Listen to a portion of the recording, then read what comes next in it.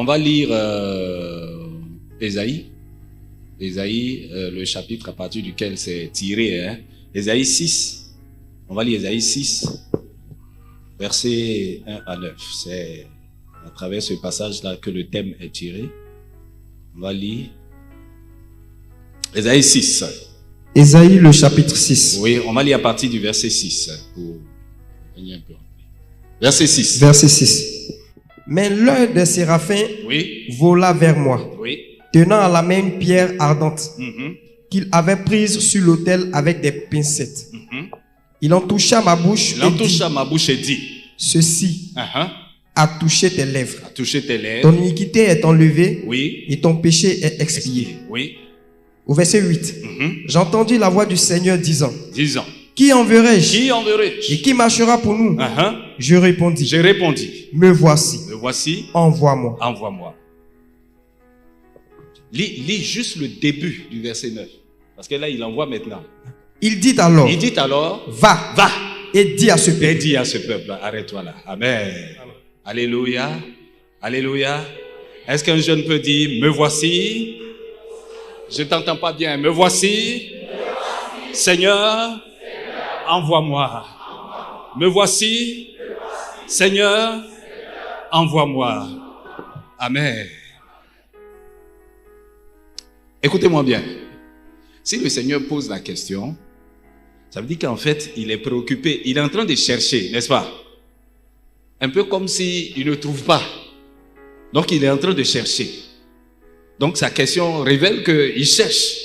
Il cherche des personnes, il cherche des jeunes, il cherche des jeunes filles, des jeunes hommes qui feront connaître donc sa volonté sur la terre. Amen, amen. Voilà. Mais regardez, avant qu'il n'envoie cette personne, il a fait quoi? Il a préparé. N'est-ce pas? Il a purifié. On est d'accord? Il a purifié la personne avant de l'envoyer. Donc, frères et sœurs, c'est une forme de préparation. Quand il dit, il cherche, il n'est pas tombé sur quelqu'un comme ça, il prend et puis on s'en va. Il prend la personne, il prépare la personne, et puis la personne est bien disposée pour être envoyée. Et ici, nous allons parler essentiellement de ce qu'il a fait. Il a purifié la personne. Vous ne pouvez pas accomplir la volonté de Dieu si vous n'êtes pas dans une disposition de cœur pur, dans une disposition d'esprit pur, vous ne pourrez pas aller de l'avant. Dieu cherche donc, dans ces temps de la fin, Dieu est en train de chercher des jeunes hommes, des jeunes filles qui se disposent dans un esprit pur pour qu'il puisse les envoyer pour accomplir pleinement sa volonté. Si vous voulez faire partie de cette catégorie de personnes que Dieu est en train de chercher, si vous voulez être dans ce lot de personnes, dans ce lot de jeunes hommes, de jeunes filles que le Seigneur veut envoyer, alors là, il vous faut vous préparer. Il vous faut vous disposer à une obéissance totale du Seigneur. Sans quoi, servir Dieu serait impossible. Si vous n'êtes pas prêt à l'obéissance, si vous voulez accomplir vous-même votre volonté, si vous voulez accomplir vous-même votre propre désir, vous n'y arriverez pas. Vous n'y arriverez pas. Est-ce que vous me suivez? Amen, amen. Je vais vous montrer trois types de péchés qui prennent au piège ceux qui veulent servir Dieu. Parfois, ils ne s'en rendent pas compte. Parce qu'ils sont déjà pris au piège. Ils ne s'en rendent pas compte. Ils ne savent pas qu'ils sont piégés. Parfois, ils sont aussi conscients, mais ils ne savent pas comment ils vont s'en sortir. Je vais vous montrer trois qui sont des pièges, qui prennent beaucoup comme un piège. Il y en a qui se débattent, ils se débattent. Comment il va faire pour s'en sortir? il n'y arrive pas. 3 types de péchés. Premier type de péché, il s'agit des péchés sexuels. Tout ce qui est lié au sexe, tout péché lié au sexe, ça là, il n'y a pas quelqu'un qui est immunisé pour ça.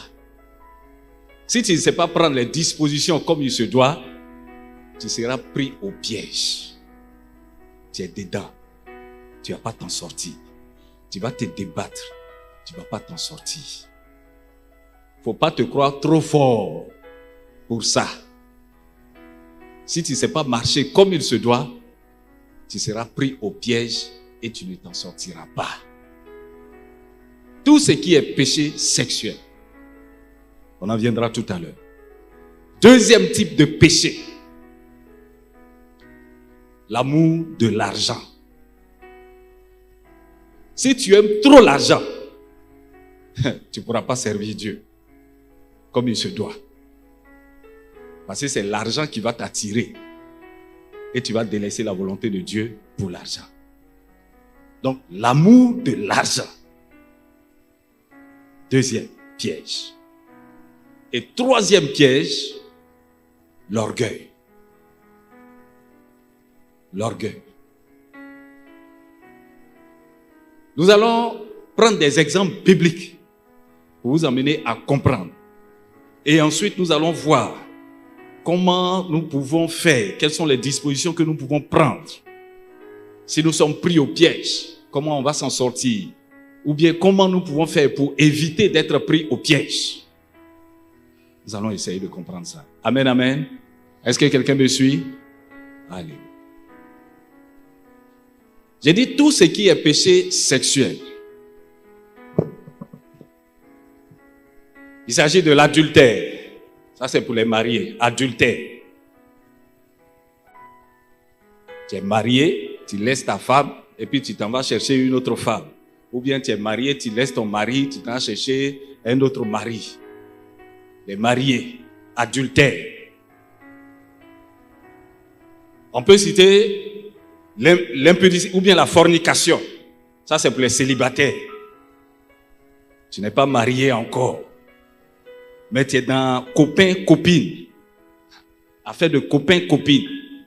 Tu es dedans. Tu es toujours attaché à ta copine avant, là, ou bien à ton copain depuis longtemps.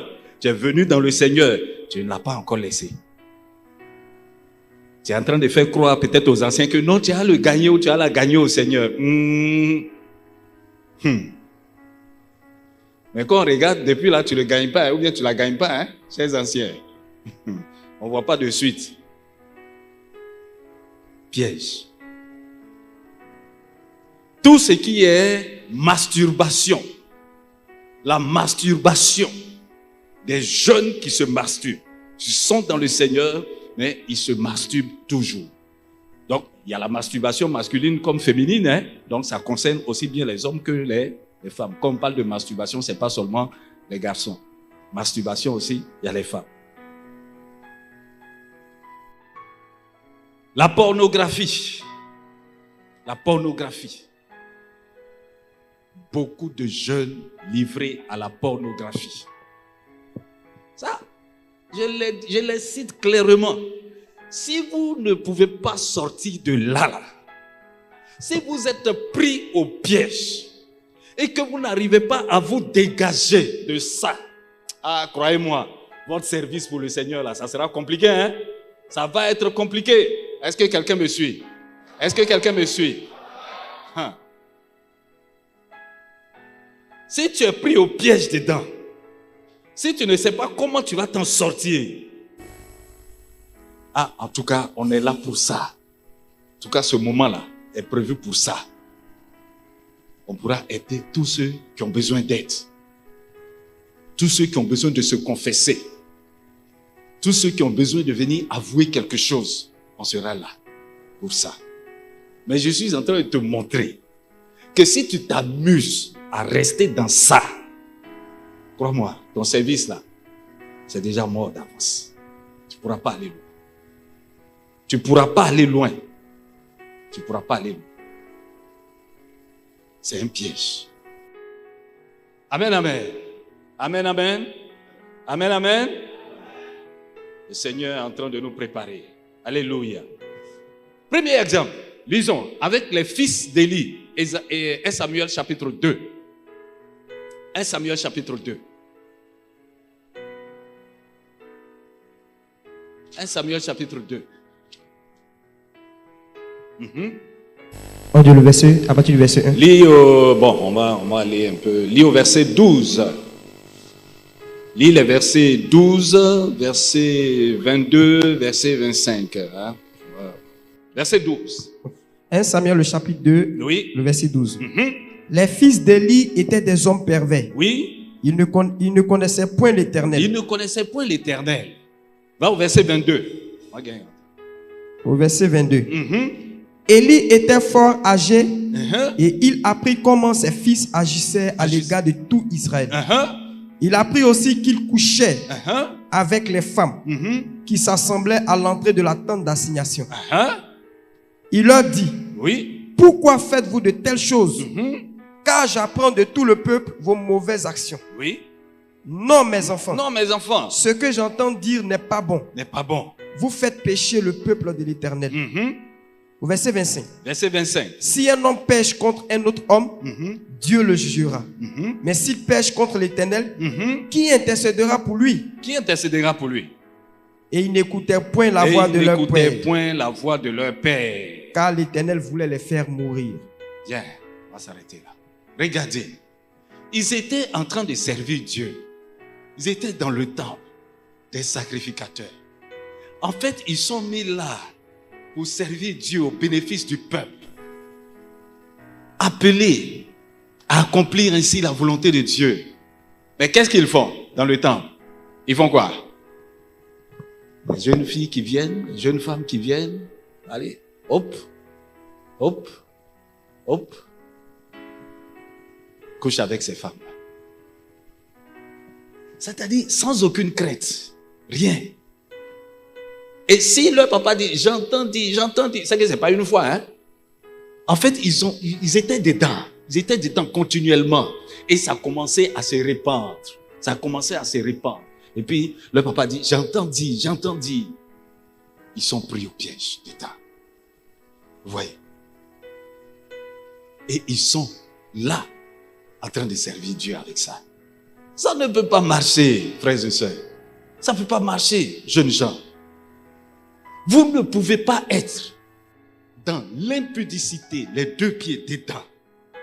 Et puis en même temps, être en train de servir Dieu en croyant que votre service pour Dieu, là, ça sera profitable à ceux vers qui vous êtes envoyés. Ça ne peut pas marcher. Vous ne pouvez pas tricher avec Dieu. On ne peut pas tricher avec Dieu. On ne peut pas. On ne peut pas tricher avec lui. Dieu est patient. Il connaît nos faiblesses. Il espère qu'avec le temps, tu vas te ressaisir et tu vas sortir de là. Mais crois-moi, si tu demeures dedans, si tu demeures dans l'impudicité, crois-moi, tu ne pourras pas aller loin. Tu ne pourras pas servir Dieu comme il se doit. Tu ne pourras pas. Le plan de Dieu pour toi, le plan de Dieu pour ta vie ne pourra pas s'accomplir comme il se doit. La preuve, qu'est-ce qui leur est arrivé? Qu'est-ce qui leur est arrivé? Ils sont morts. Ils sont morts. Ne joue pas avec ça. Écoutez, il y en a qui se cachent jusqu'à... Je peux ne pas te voir. Les ministres peuvent ne pas te voir. Les anciens, personne ne sait. Il y en a qui sont cachés. Personne ne sait. Mais une chose est sûre. Toi-même, tu sais. Toi-même, tu sais. Si c'était quelque chose de normal, mais tu allais... Pourquoi tu allais te cacher? Pourquoi tu allais te cacher? Pourquoi tu attends la nuit pour sortir et puis tu fais en sorte que personne ne te voit? Si tu estimes que c'est normal.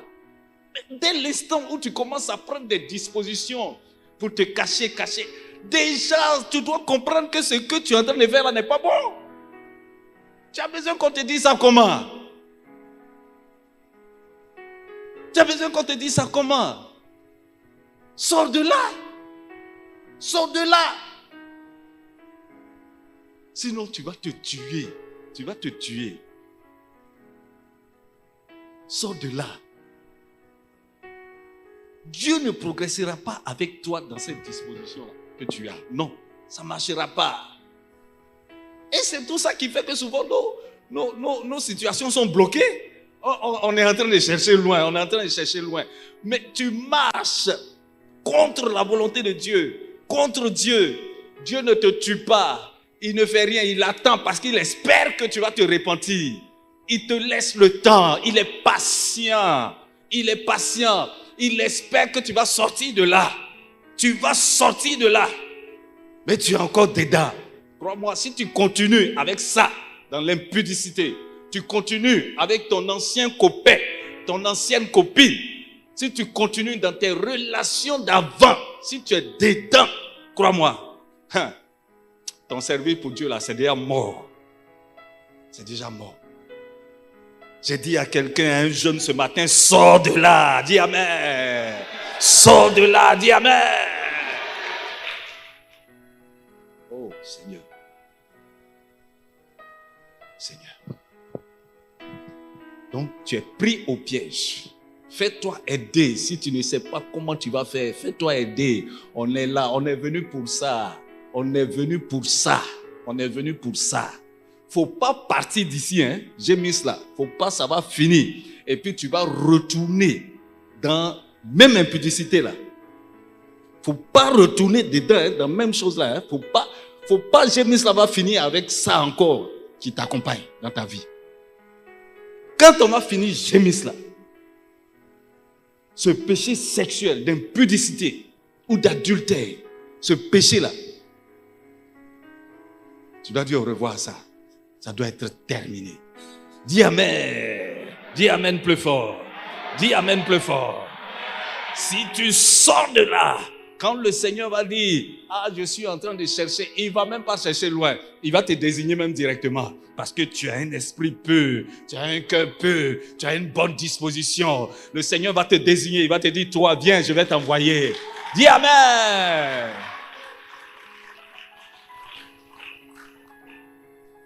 Alléluia. Alléluia. Alléluia. Nous voulons que vous vous portez bien. Vous ayez de bonnes dispositions pour servir le Seigneur, pour marcher avec lui, pour accomplir sa volonté. C'est de ça qu'il s'agit. Il faut sortir de là. Sors de là. Si tu es livré à la pornographie, faut sortir de là. Faut sortir de là. Faut sortir de là. Faut pas jouer avec ça. Si tu es livré à la masturbation, faut sortir de là. Il y en a qui disent, cette masturbation là, c'est écrit dans la Bible. Wow. Même si c'est pas écrit. Quand toi-même là, tu es en train de te masturber là, c'est d'un esprit pur. Tu peux me dire que c'est d'un esprit pur. Tu peux me dire que tu es content de faire ça devant le Seigneur. Toi-même là. Non, arrêtons ça. Arrêtons. La Bible dit, Éphésiens 5:3, qu'aucune espèce d'impureté ne soit nommée au milieu de vous. Il dit, aucune espèce d'impureté. Tu te souilles l'esprit. Le corps, c'est pas pour faire de mauvaises choses. Le corps, c'est pour servir le Seigneur. Donc, on est saint d'esprit, de corps et dans l'âme aussi. Voilà, c'est tout ça qui doit être irrépréhensible. Selon 1 Thessaloniciens 5:23, ça doit être irrépréhensible devant le Seigneur. Vrai ou faux? Hein?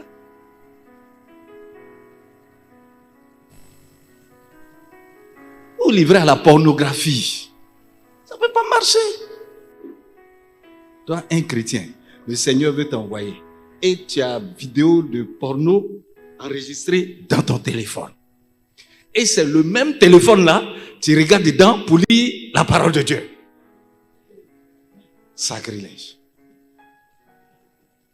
Hein?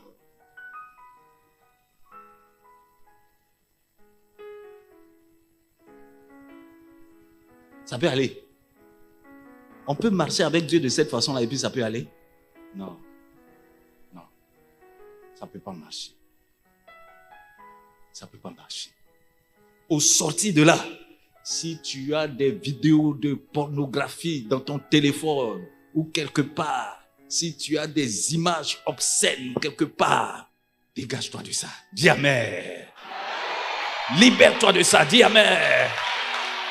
Dis amen. Dis amen.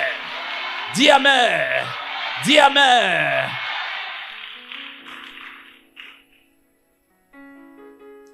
Vous ne pouvez pas servir Dieu avec ça, avec cette disposition. Ça ne peut pas marcher. C'est de la tricherie. Dieu ne saute pas les étapes. Dieu ne va pas te faire sauter les étapes. Dieu ne saute pas les étapes. Hein?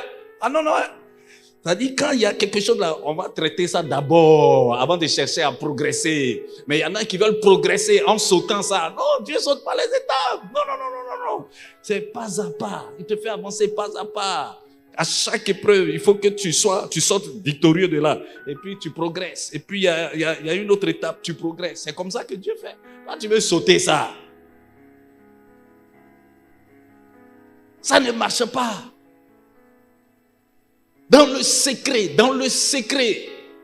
ta victoire dans le public va dépendre de ta communion avec Dieu dans le secret. Ha. Alléluia. Est-ce que quelqu'un m'écoute? Est-ce que quelqu'un m'entend? J'ai dit ta victoire en public. Ce que tu seras capable de faire en public va dépendre de ta communion avec Dieu dans le secret. Tout se prépare dans le secret. Tout se fait dans le secret. Tout se consolide dans le secret. Et dans le secret, ce que toi-même tu fais, personne ne te voit, mais toi-même tu vois et toi-même tu sais. Dieu te voit, Dieu sait. Satan aussi te voit et il sait. Tu vas te cacher devant qui? Amen, amen. Est-ce qu'il y a un jeune qui m'écoute ce matin? Est-ce qu'il y a un jeune qui m'entend ce matin? Alléluia, alléluia. Oh Seigneur. Merci Seigneur. Merci Père. Si tu es concerné, parce que je sens qu'il y en a déjà qui se répandent. Répands-toi, il ne faut pas attendre même la fin du message. Commence déjà à te repentir. Commence déjà.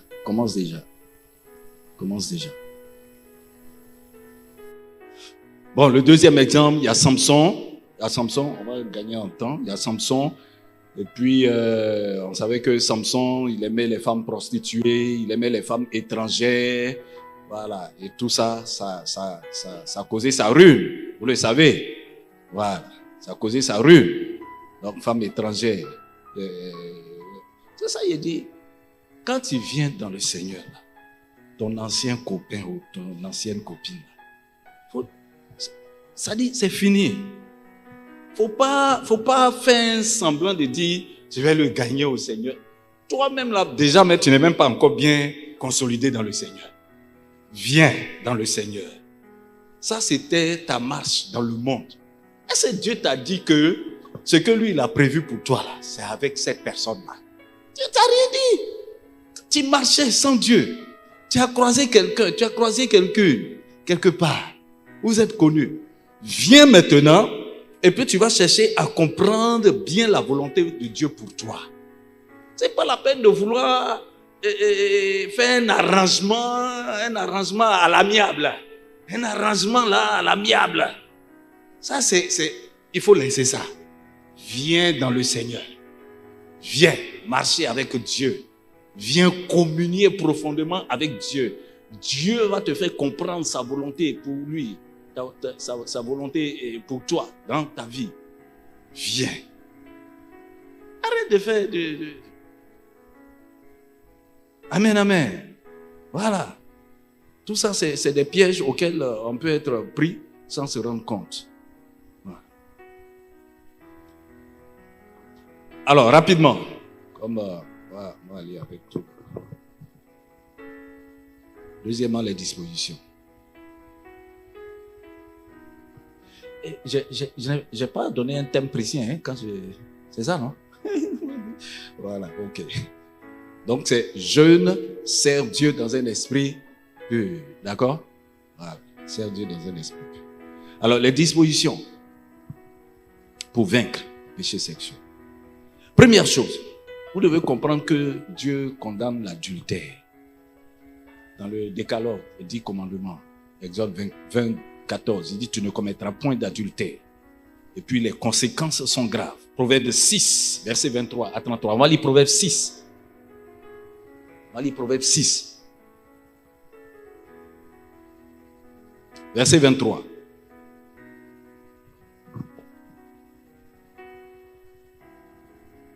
Oui, bon, lis, vas-y. Je sais pas trop. Proverbe le chapitre 6 à partir du verset 23.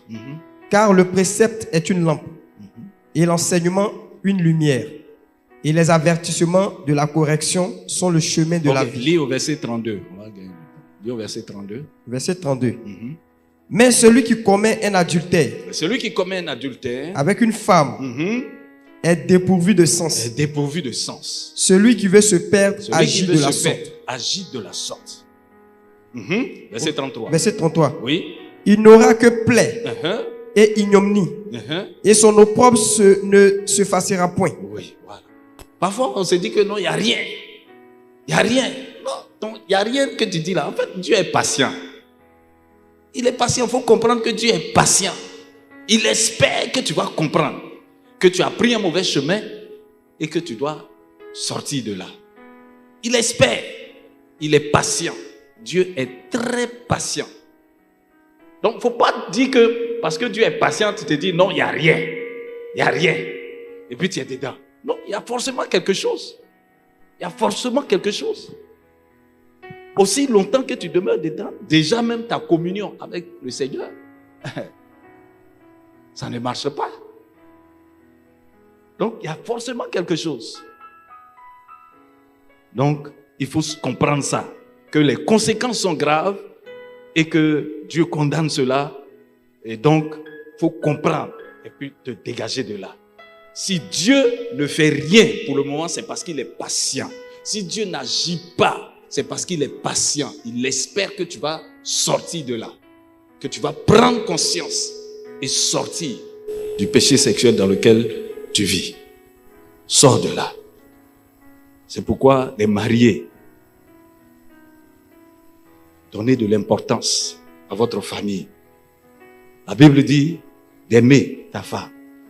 Femme, sois soumise à ton mari. Vis l'amour avec ta femme, avec ton mari. Si vous êtes mariés. Oui. Servez Dieu ensemble. Faites des activités ensemble. Faites des choses ensemble. C'est comme ça. Voyez. Vivez votre amour. Vous devez savoir que après la communion avec Dieu, c'est la famille. Si ça ne va pas avec ton mari, ça ne va pas avec ta femme, dans ta maison, vous ne vous entendez pas. Ou bien ton mari, il vit dans l'adultère, ta femme vit dans l'adultère. Si ça ne va pas là, dis-moi, tu peux servir Dieu correctement? Tu peux être à l'aise et puis servir Dieu comme il se doit? Ça ne peut pas marcher. Donnez de l'importance à votre vie de couple pour les mariés. Donnez de l'importance à votre vie de couple. Amen, amen. Voilà. Ensuite, gardez votre cœur. Proverbe 4, verset 23. Proverbe 4, verset 23.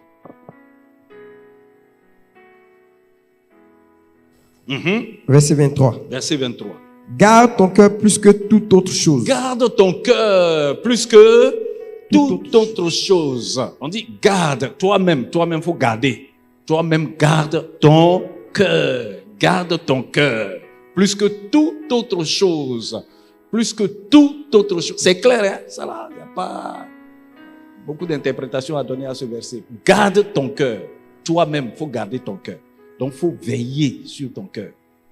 Ne laisse pas ton cœur être rempli de beaucoup de choses qui vont t'emmener loin de la volonté de Dieu.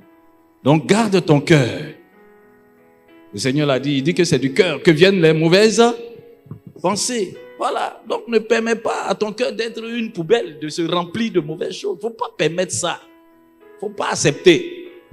Ça, c'est toi-même. Garde ton cœur. Amen, amen.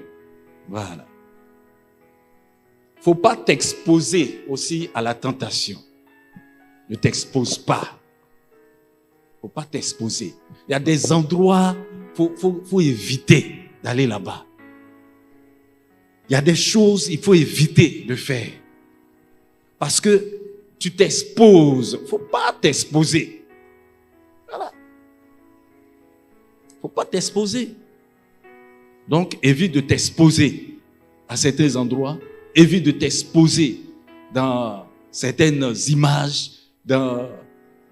C'est ce degré d'obéissance-là auquel souvent on ne parvient pas. C'est ça qui nous fait échouer. Vous comprenez? Ici, Dieu donne des consignes. Jusque-là, tout était respecté. Hein? Il dit, ils n'ont qu'à faire le tour de la ville. Ils ont respecté. Il dit, le 7e jour, ils doivent faire 7 fois et puis crier. Tout ça, ça a été respecté. Il dit, bon, si vous rentrez dans la ville, brûlez tout. Hommes, femmes, enfants, les bœufs, les animaux, brûlez tout. Mais Dieu donne une consigne. Il dit, mais en ce qui concerne l'argent, l'or, tout ce qui est en fer et en airain, il dit tout ça là, on va déposer dans le trésor de l'Éternel. Vous comprenez? Tout ceci était respecté jusque-là, sans problème. Mais voilà que, contre toute attente, Akan, il avait respecté aussi tout ce qui était fait jusque-là. Mais quand ça arrivait sur l'argent là, sur l'or, sur l'argent, et tout ce qui était là maintenant, quelque chose d'autre est passé dans son esprit. Quelque chose d'autre l'a animé. Une autre pensée l'a animé. Akan, Dieu dit de tout brûler.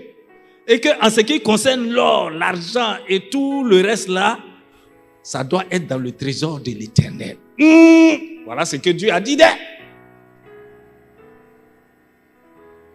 Quand ça arrivait sur ça, il fait quoi? Oui, mais bon. Oui, mais on a servi Dieu jusqu'à on est fatigué là. Mais quand même, on peut prendre ça un peu là. Hein? Vous suivez maintenant? Il fait quoi? Il prend. Souvent, on pense qu'on se cache devant Dieu, quoi. Il s'en va, il fait quoi? Il creuse dans sa propre maison.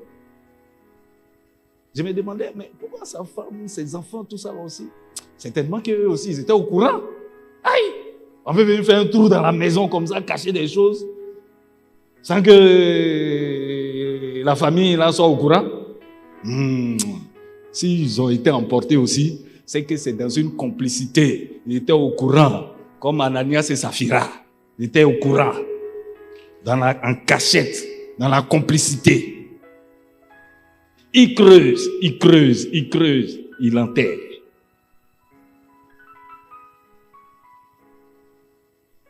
Quand il a fait ça, la main de Dieu est quittée sur le peuple.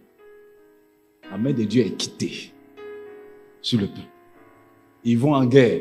Ils venaient de battre Jéricho, la ville aux murs fortifiés. Ils venaient de battre, ils venaient de faire tomber les murs de Jéricho. Mais ils s'en vont contre juste un petit peuple là. Ils n'arrivent plus à vaincre. Dieu dit non.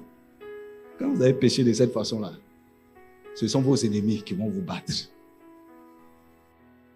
Quand Dieu te dit, il veut t'envoyer. Quand Dieu te dit qu'il t'a choisi, qu'il veut te faire partir quelque part. Attends. Qui veut m'envoyer? C'est Dieu qui va m'envoyer, non? Aïe, Dieu, tu veux m'envoyer. Dieu, je fais comment? Donne-moi un transport, il est parti. Ou bien, aïe, Dieu dit, il va m'envoyer. Dieu dit, il va te faire partir. Quand je parle, je vois qu'il y a des gens qui n'ont pas confiance en Dieu, en ce que Dieu est capable de leur donner tout le nécessaire pour pouvoir progresser. Alléluia, alléluia, alléluia. Dieu dit que c'est lui qui va te faire partir. Dieu dit, c'est lui qui va t'envoyer. Dieu dit que lui, il t'a choisi pour que tu accomplisses sa volonté. Moi, j'ai quel souci à me faire? Je ne me fais pas de soucis. Amen, amen. Je ne me fais pas de soucis. Depuis quand quelqu'un veut m'envoyer et puis c'est moi, je me soucie. Et puis je dis, non mais Dieu, vraiment il faut que je trouve mon transport là. Hein. Il faut, aïe, il va m'envoyer, il va payer mon transport. Je vois que tu ne crois pas à ça. Alléluia, alléluia, alléluia.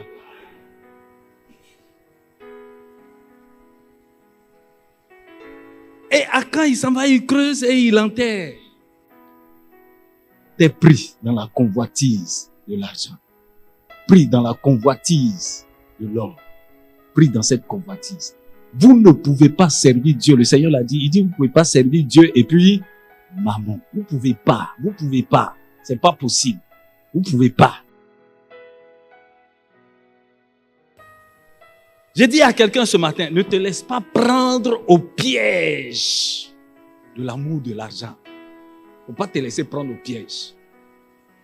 Faut pas te laisser prendre au piège. Dieu est capable de pouvoir à tout pour que tu puisses accomplir sa volonté. Il est capable de pouvoir à tout. Donc ne te laisse pas prendre au piège. Qu'est-ce qui s'est passé finalement? Toute sa maison anéantie totalement. Si vous voulez servir Dieu, dégagez-vous de l'amour de l'argent. Dégagez-vous de ça. Dégagez-vous de ça. Dieu est suffisamment nanti. Il est suffisamment riche. Il a suffisamment d'argent. Il a suffisamment les moyens pour vous donner ce qu'il faut pour que vous puissiez accomplir sa volonté. Il te dit, va dans le quartier qui est là-bas, là. Et puis il t'indique une famille qui est dans la pauvreté extrême. Toi, tu regardes, mais là, si je vais là-bas même là, ils pourront payer mon transport. Et s'ils auront quelque chose à me donner là-bas. Hein? Donc toi, tu choisis. Toi, tu choisis. Hey!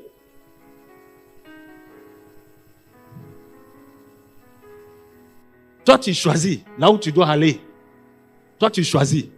Ce n'est plus Dieu qui t'envoie, mais c'est toi, tu t'envoies toi-même quoi. Toi, tu choisis là où tu dois aller.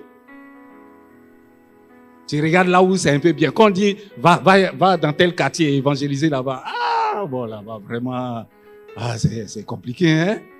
Quand on fait offrande là, hein, ça a sorti combien? Hein? Donc toi, tu regardes ça là pour servir Dieu. Et Dieu t'envoie dans un quartier où les gens souffrent, où des âmes sont en train de mourir, sont dans la souffrance, dans la mort. Dieu te dit, va les sauver. Et toi, tu es en train de discuter. Tu dis que non, là-bas, là, même quand il y aura offrande, il n'y aura rien. Que tu préfères aller à Cocody, Saint-Cocody. Ça peut marcher? Faut pas te soucier. C'est Dieu qui t'envoie, non?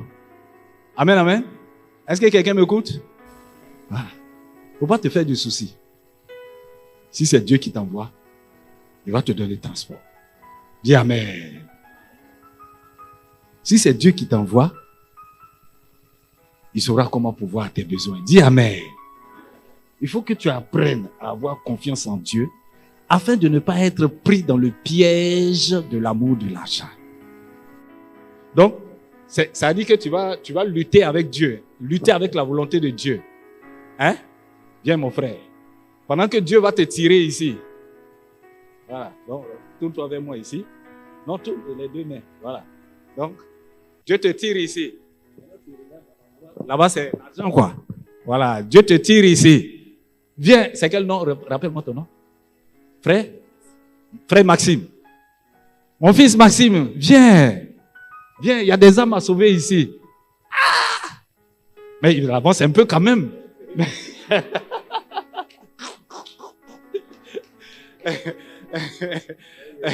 Il avance un peu, mais il regarde où? Il regarde à quoi? à l'argent. Attendez, c'est un vrai tiraillement, hein? C'est un vrai tiraillement. Mon fils Maxime, il y a des âmes à sauver. Viens. Non, tu n'avances pas vite comme ça. Alléluia. Donc pendant que Dieu le tire, lui il regarde à quoi? À l'argent. Pendant que Dieu lui donne des consignes fermes, il dit non, ne t'inquiète pas, je suis là. Je vais pouvoir à toutes choses pour toi. Il n'entend pas ça. Lui, il veut quoi? Du concret. Lui, il veut du concret. Alléluia. Alléluia. Oh, je suis en train de vous amener à un autre degré de foi, hein, dans la marche avec le Seigneur. Dis Amen.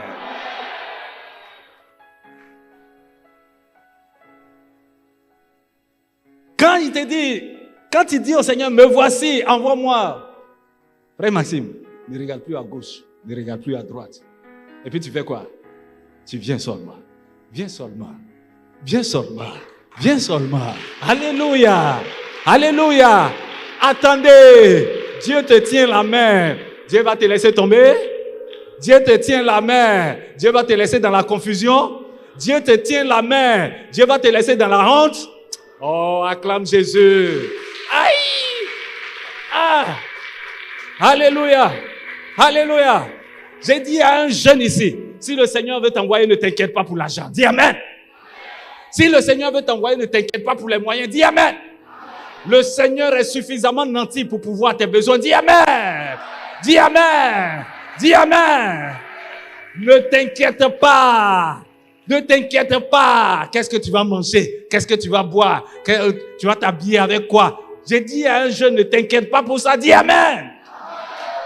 J'ai dit, ne t'inquiète pas, dis Amen. Le Seigneur tient ta main. Il est suffisamment nanti pour pouvoir tes besoins. Dis Amen plus fort. Oh, Alléluia. Alléluia. Alléluia. Alléluia.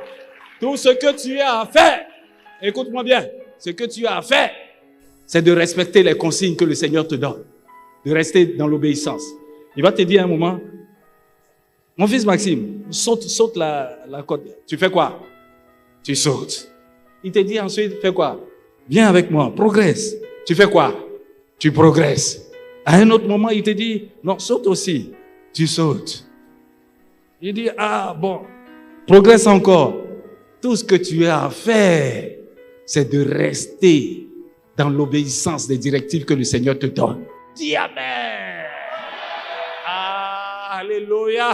Alléluia. J'ai confiance en mon Dieu. J'ai confiance en mon Dieu. J'ai confiance en mon Dieu. Alléluia. Alléluia. Alléluia. Dieu ne peut pas t'abandonner si tu es pleinement dans sa volonté. Si tu es pleinement dans ce qu'il attend de toi. Si tu es pleinement dans les directives qu'il te donne. Si tu es pleinement dans les directives qu'il te donne. Aïe, aïe, aïe, aïe, aïe, aïe, aïe, aïe. Dieu pourvoira à tes besoins. Dieu te donnera le nécessaire. Il te donnera le nécessaire. Tu n'as pas besoin d'aller escroquer quelqu'un. Tu n'as pas besoin d'aller mentir à quelqu'un pour avoir de quoi manger et de quoi boire. Parce que tu es pris dans le piège de l'amour de l'argent. J'ai dit à un jeune, dégage-toi ce matin au nom de Jésus. Dégage-toi des filets de l'amour de l'argent. Dégage-toi des pièges de l'amour de l'argent. Dis Amen. Dis Amen plus fort. Aussi longtemps que c'est Dieu qui tient ta main, aie confiance en lui. Aie confiance en lui. Aie confiance en lui. Tu n'as pas besoin de te souiller, jeune fille, pour l'argent. Tu n'as pas besoin de te souiller et compromettre ainsi le plan de Dieu pour ta vie. Tu n'as pas besoin de ça. Dieu est suffisamment nanti pour pouvoir tes besoins. Tu n'as pas besoin de te souiller, jeune homme, te compromettre pour l'argent. Dieu est suffisamment nanti pour pouvoir tes besoins. Amen. Est-ce que quelqu'un peut dire Amen plus fort? Alléluia. Alléluia. Alléluia. Oh, j'ai confiance en mon Dieu. J'ai confiance en mon Dieu.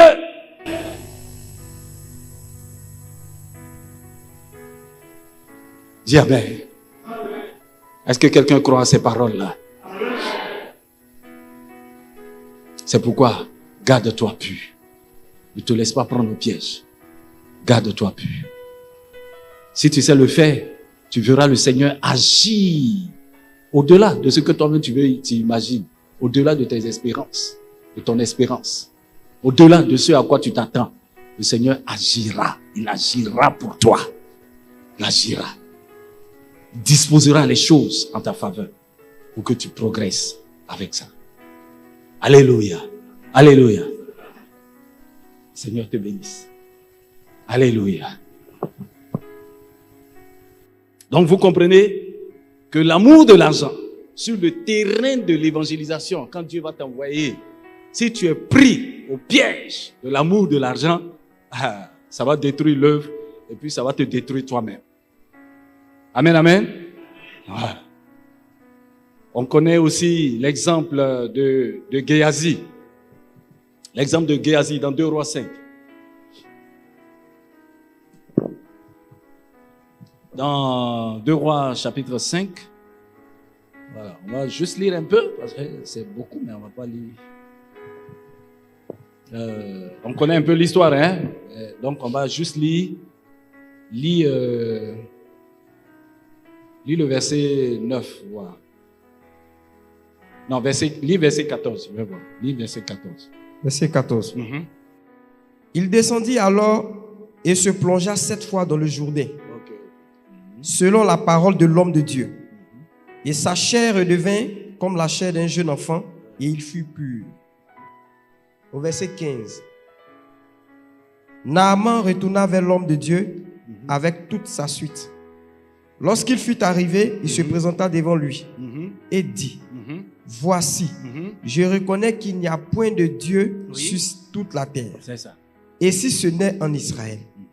Et maintenant, accepte, je te prie, un présent de la part de ton serviteur. Ok. Allons-y. Au verset 16, Élisée répondit: L'Éternel dont je suis le serviteur est vivant. Je n'accepterai pas. Naaman le pressa d'accepter, mais il refusa. Bon, lis au verset 20. Au verset 20. Géasi, serviteur d'Élisée, homme de Dieu, se dit en lui-même. Quoi? Serviteur de Géasi? Homme de Dieu. D'accord. Se dit en lui-même. Voici, mon maître a ménagé Naaman, ce Syrien, en n'acceptant pas de sa main ce qu'il avait apporté. L'Éternel est vivant. Je vais courir après lui. Et j'en obtiendrai quelque chose. Au verset 21. Et Géasi courut après Naaman. Naaman, le voyant courir après lui, descendit de son char pour aller à sa rencontre et dit: Tout va-t-il bien? Il répondit: Tout va bien.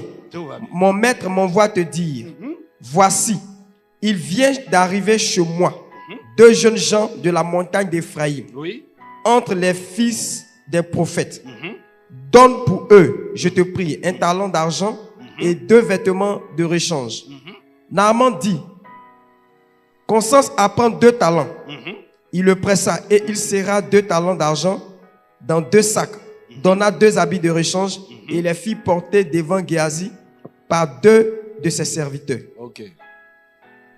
Lis, tu as quel verset? 23.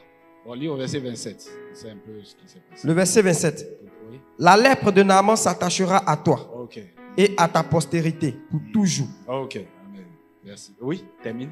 Et Géasi sortit de la présence d'Élisée avec une lèpre comme la neige. Ok. Merci. Amen.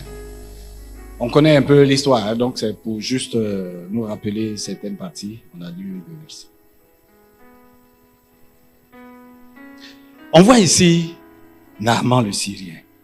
Dieu peut t'envoyer vers des personnalités. Voyez, si Dieu t'envoie vers ces personnalités-là, ça peut être peut-être un ministre, ça peut être un député, ça peut être, je sais pas, un gouverneur. Mais si Dieu t'envoie vers ces personnes, c'est que quelque part, ces personnes-là souffrent. Ces personnes-là ont un besoin. Vous comprenez? Ces personnes-là ont un besoin. Ces personnes-là souffrent quelque part.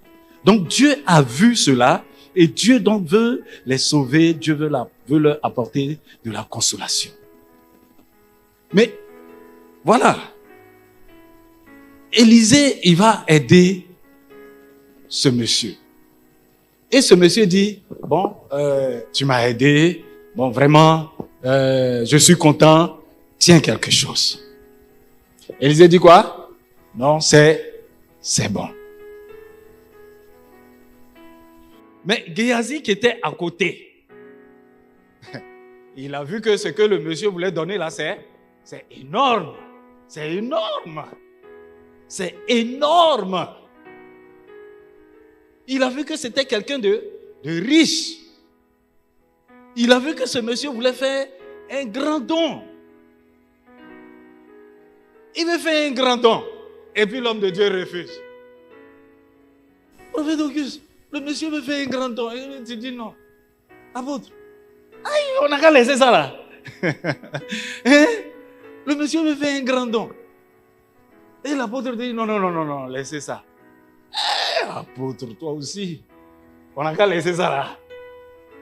C'est comme on dit un talent. C'est un talent. Un talent. J'essaie de calculer. 15 millions. Il y en a qui ont calculé les yeux. 15 millions. Quand lui il est parti, il a demandé 2 talents. Ça fait combien? 30 millions. Quand même. Vous les hommes de Dieu là, on ne comprend pas. Hein? On n'a qu'à laisser ça là. Quelqu'un veut faire un don. Et c'est nous, on l'a forcé. C'est lui qui dit il veut faire un don. Et puis il dit il va donner 15 millions. L'apôtre dit, laissez-le. Il est venu, il a connu Jésus, il a accepté Dieu, il a rendu gloire à Dieu. C'est l'essentiel. Il n'a qu'à partir. Est-ce qu'on ne peut pas acclamer le Seigneur pour ça? Aïe! Alléluia! Alléluia! Mais à côté, non, ça là, on ne peut pas laisser. Ça là, on ne peut pas laisser ça là. On ne peut pas laisser. Et puis, tu cours derrière. Tu cours derrière. Allez intercepter celui que Dieu vient de sauver. Tu t'as intercepté quelqu'un en qui on vient de bâtir la foi pour le Seigneur. Aïe, non, il y a des péchés là. Dieu, tu t'en vas intercepter quelqu'un qui est venu de loin. Il est venu de loin. Il est venu de très loin. Il est venu, il a connu le Seigneur. Il a rendu gloire à Dieu. Tu t'en vas l'intercepter dans le secret. Et puis, arrivé là-bas, tu mens. Tu mens. Tu dis, le prophète m'a envoyé. Souvent, on prend nos noms pour partir. Et celui qui prend mon nom, alléluia, hein? Le pasteur m'a envoyé. Il dit, menteur, je ne t'ai pas envoyé quelque part. L'apôtre dit de venir, que ouais, si je viens là, donnez-moi quelque chose. Menteur, menteuse, on ne t'a pas envoyé. Le prophète dit, vraiment, dès que tu me vois là, il faut donner quelque chose. Menteur, menteuse. Tu es pris dans l'amour de l'argent. Il s'en menti et puis il ne demande pas le même montant. Hein? Il demande le double. Le monsieur voulait donner un talent. Lui, il s'en va, il demande. Il dit non. Le prophète dit de venir prendre 2. 2 talents. Il double la mise. 30 millions. 30 millions. C'est quand même quelque chose, hein?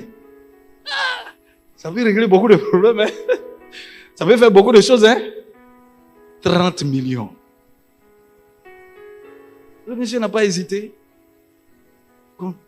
Paf. Terminé. Vous voyez à quel point l'amour de l'argent peut nous amener à mentir, à tromper les gens, à ne plus avoir du respect dans le service pour Dieu et ceux avec qui on travaille, à ne pas avoir de la considération pour les hommes de Dieu avec qui on travaille. le respect des hommes de Dieu avec qui on travaille. Regardez comment l'amour de l'argent, dès l'instant où tu vas prendre mon nom, tu vas prendre le nom de l'apôtre, tu vas prendre le nom du prophète, tu vas prendre le nom d'un ancien pour aller et tu vas à la caisse, tu t'en vas devant les trésoriers de l'église. Oh, mais il y a des menteurs, des menteuses. Tu t'en vas voir les diacres, les financiers. Hein, oui.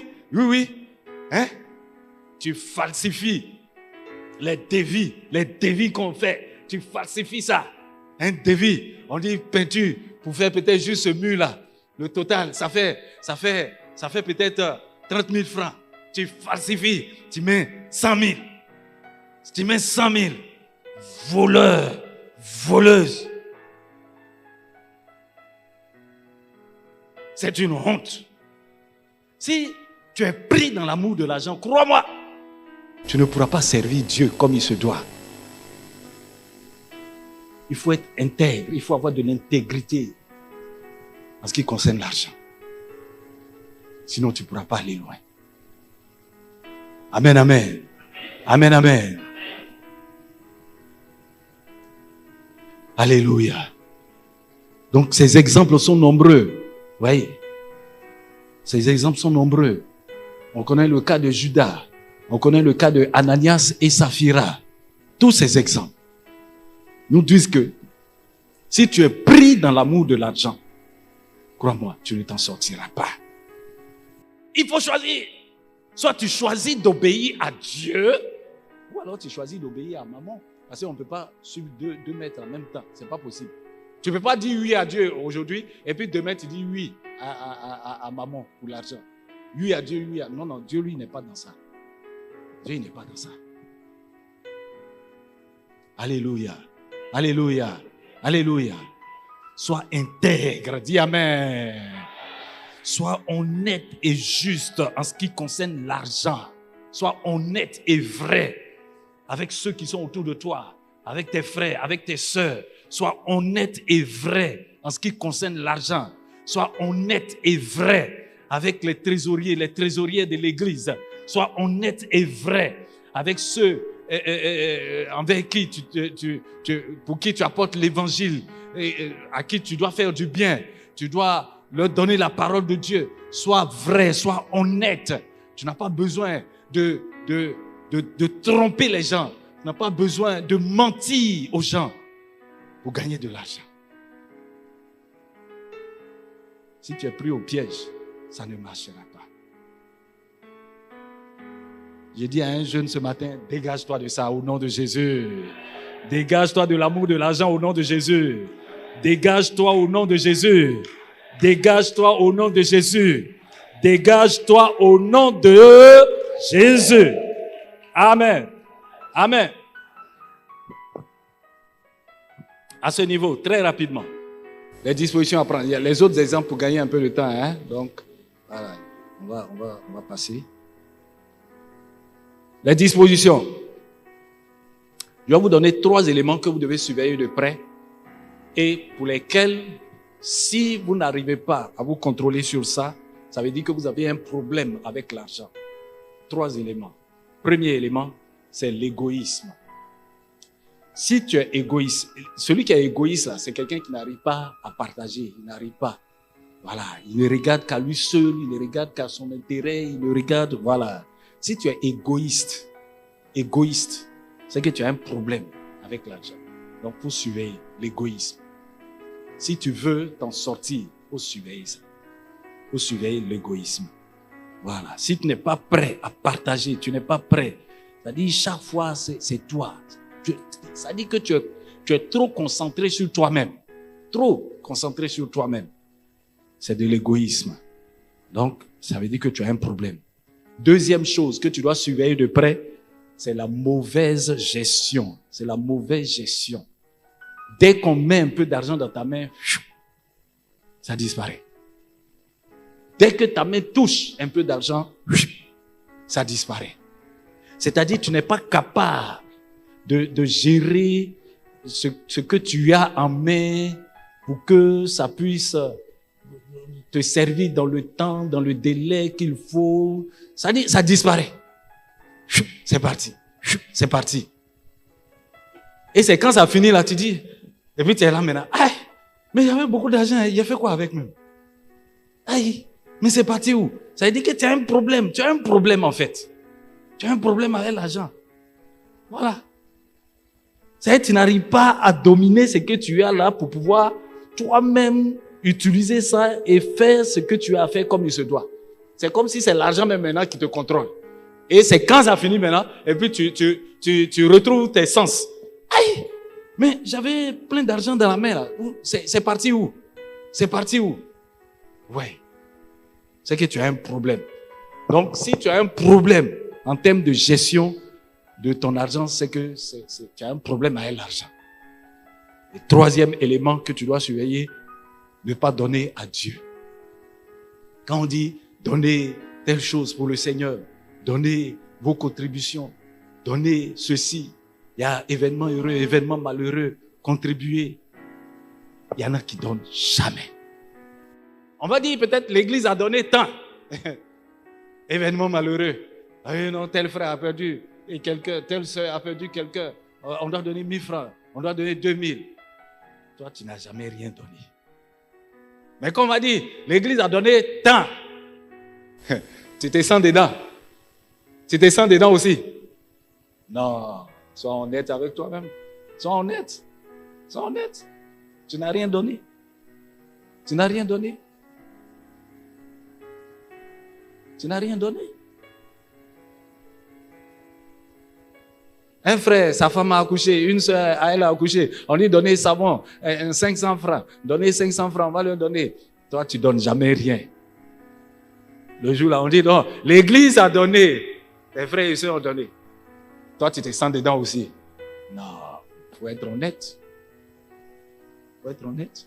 Tu n'as rien donné. Amen, amen. Amen, amen. Voilà. Quand tu as problème pour donner en ce qui concerne le travail de Dieu, là, ce qu'on doit faire pour le Seigneur, quand toi tu as problème avec ça, tu as problème avec ça. Tu as problème. C'est que tu as un problème avec l'argent. Amen, amen. Amen, amen. Voilà. La Bible nous dit de faire mourir donc la cupidité qui est de l'idolâtrie. Amen. Au sortir de ce moment, nous voulons avoir des jeunes qui ne sont pas pris au piège de l'argent. Quand le Seigneur va t'envoyer, il va t'envoyer dans des endroits, il va t'envoyer dans divers endroits. Tu lui as dit, me voici Seigneur, envoie-moi. Le Seigneur va te dire, viens ici, va là, viens par-ci, viens par-là. Il faut que tu sois pleinement obéissant au Seigneur. Si tu es en lutte avec l'amour de l'argent, crois-moi, tu ne pourras pas être agréable à Dieu. Tu ne pourras pas faire plaisir vraiment à Dieu. Et le plan de Dieu pour ta vie, sa volonté pour toi, tu risques de passer à côté. Que l'amour de l'argent quitte notre cœur au nom de Jésus. Au nom de Jésus. Au nom de Jésus. Est-ce que quelqu'un fait confiance en Dieu pour lui donner les moyens nécessaires pour avancer? Alléluia. Alléluia. Alléluia. Alléluia. Je termine avec l'orgueil. Troisième piège. Troisième piège, l'orgueil.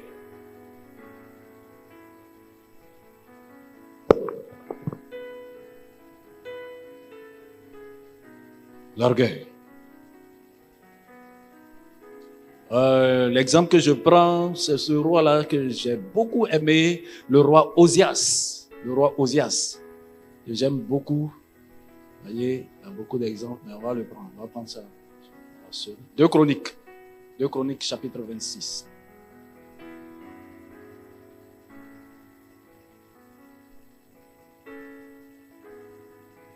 Chroniques, le chapitre 26. 2 Chroniques, chapitre 26. On va lire. Bon, lis le premier verset. On va voir. Lis. Tout le peuple de Juda prit Osias, âgé de 16 ans, et l'établit roi à la place de son père, Amathia. Osias rebâtit Élot et la fit rentrer sous la puissance de Juda, après que le roi fut couché avec ses pères. Ok. Bon, J'ai traité un peu l'orgueil comme une maladie. Hein? Donc, dans la maladie, il y a ces manifestations. Comment ça se manifeste? Et puis, on voit aussi les causes. Et puis, il y a les conséquences. Vous voyez? Et puis, pour terminer, il y a les remèdes. Hein? Voilà. Comment on va être guéri de ça?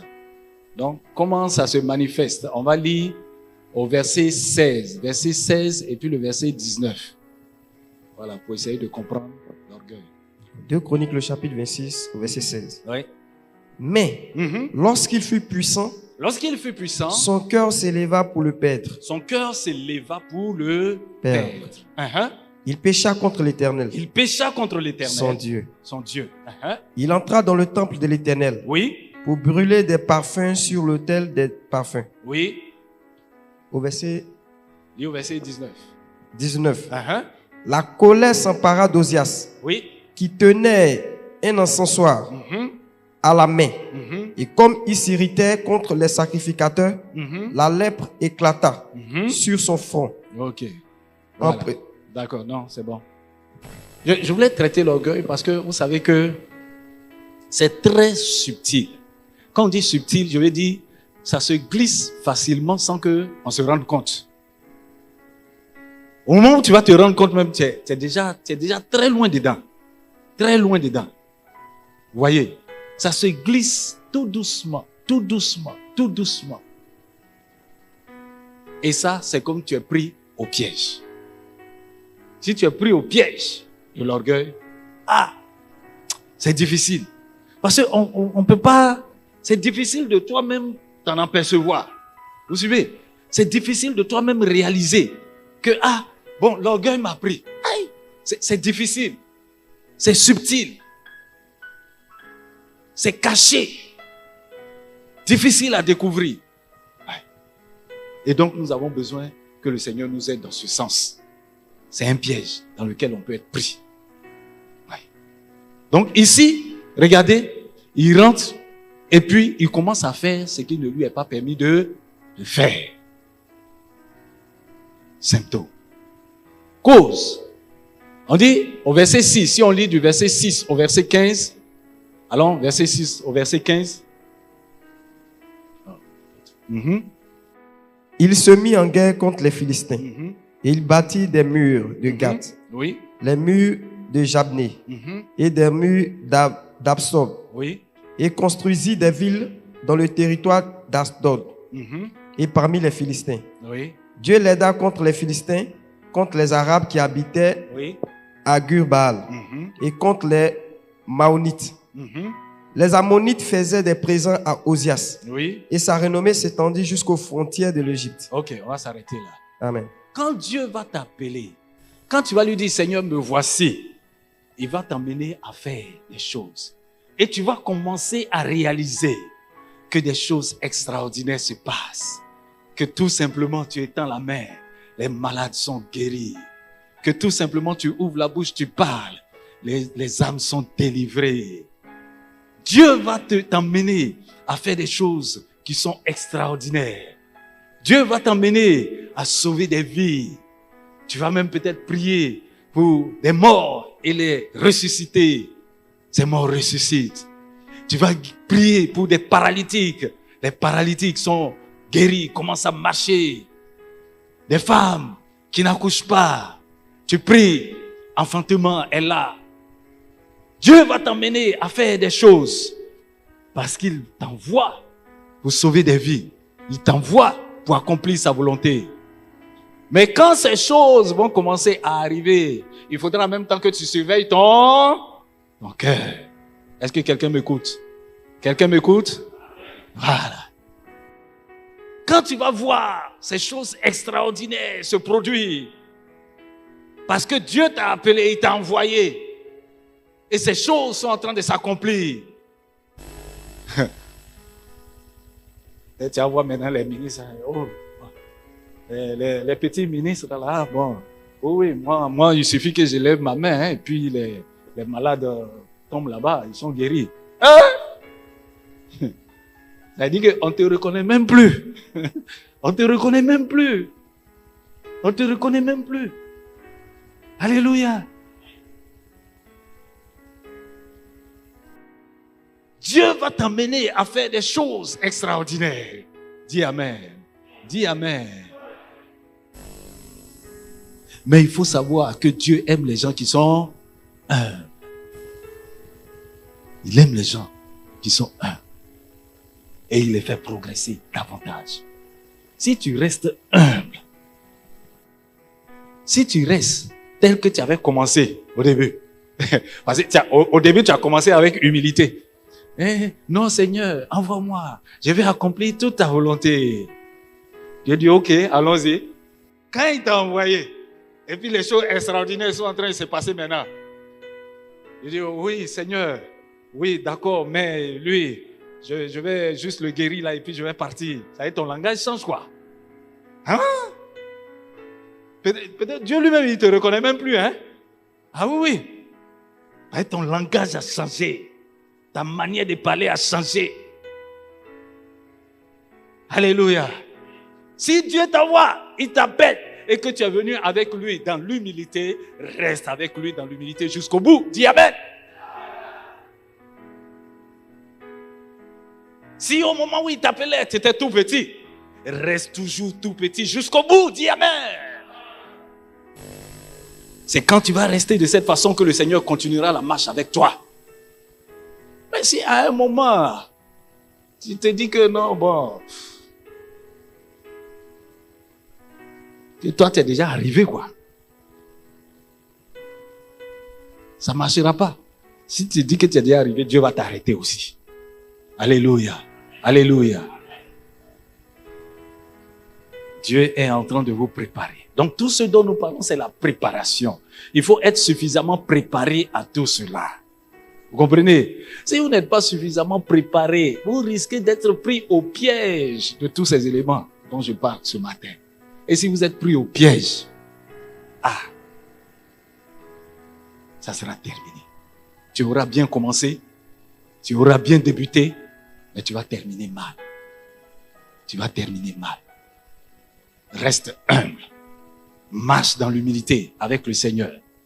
Ne te laisse pas prendre au piège de l'orgueil. Parce que tu auras vu que les choses extraordinaires se passent. Tu auras vu que Dieu t'utilise puissamment. Tu auras vu que Dieu fait des choses extraordinaires avec toi.